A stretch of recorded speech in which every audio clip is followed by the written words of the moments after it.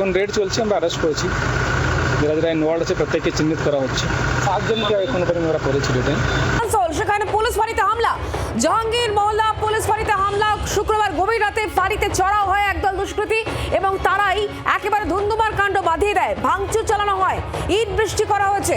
আর সেই সমস্ত দুষ্কৃতীদের খোঁজে এই মুহূর্তে পুলিশ। আসানসোল পুলিশ ফাঁড়িতে হামলা, জাহাঙ্গীর মহল্লা পুলিশ ফাঁড়িতে হামলা। শুক্রবার গভীর রাতে ফাঁড়িতে চড়াও হয় একদল দুষ্কৃতী।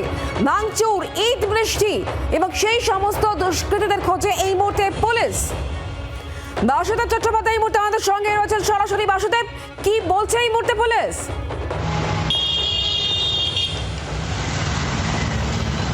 দেখো, পুলিশ ইতিমধ্যে যেটা জানাচ্ছে যে যারা এই ঘটনার তাদের সিসিটিভি ফুটেজ থেকে তাদের চিহ্নিত করা হয়েছে।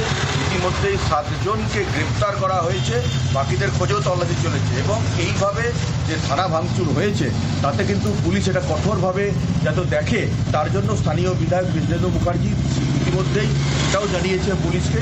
কারণ এই ধরনের যারা অপরাধ করছে, এই বিজেপি গভর্নমেন্ট আসার পরে এই ধরনের অপরাধের যারা অপরাধী তাদের কোনো জায়গা নাই, তারা কেউই রেহাই পাবে না।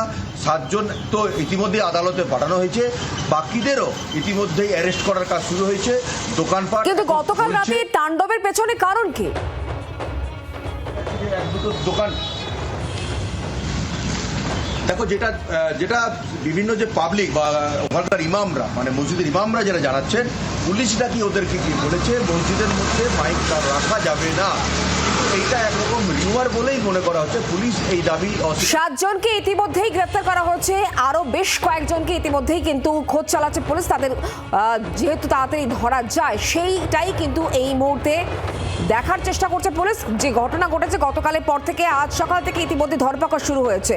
7 জনকে ইতিমধ্যেই গ্রেফতার করা হয়েছে। পুলিশ কি বলছে শোনাবো।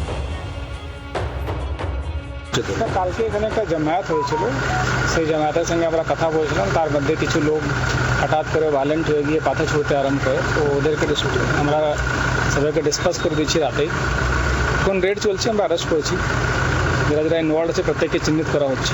7 জনকে এখন পর্যন্ত আমরা করেছি রিটেন। তো ওদেরকে অ্যারেস্ট করা হবে। আরও অনেক লোক আইডেন্টিফাই করা হয়েছে, যারা যারা করেছে প্রত্যেককে ধরা হবে। বাংলার আওয়াজ, বাঙালির আবেগ, জি 24 ঘন্টা।